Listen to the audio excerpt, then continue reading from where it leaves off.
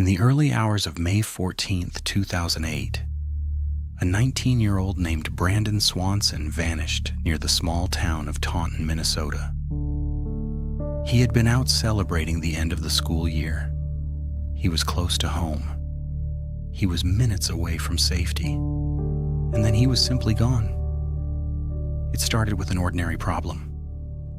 Driving late at night down the dark rural back roads, Brandon drove his car off the edge and into a ditch. The car was stuck, but Brandon was fine. So he did what almost anyone would do. He picked up his phone and he called his father. "Hey, Dad, I hit the ditch. I'm not hurt.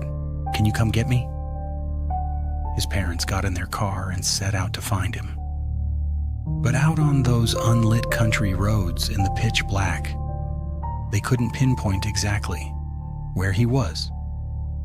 So Brandon stayed on the line to guide them in. He stayed on that phone with his father for 47 minutes. To help them locate him, Brandon decided to start walking.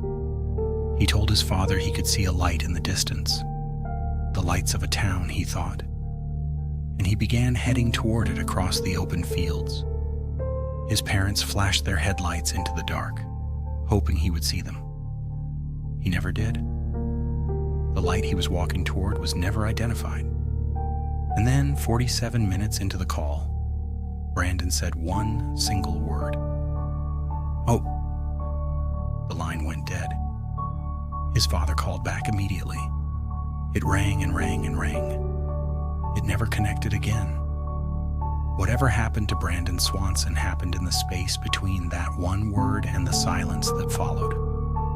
When morning came, search teams flooded the area.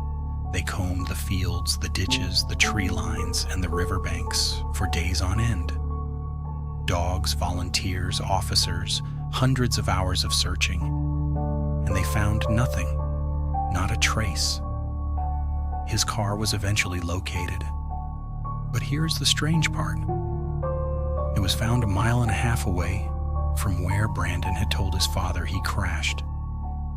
He had been so certain of his location, and yet the car sat far from where anyone expected. The keys were gone. There were no signs of a struggle, no sign of where he had walked, no sign of where he had gone. This is the official missing person case file. A young man who was on the phone the entire time. A young man who was walking toward safety. A young man who simply disappeared into the dark, mid-sentence, and was never heard from again. If he is alive today, Brandon would be 31 years old.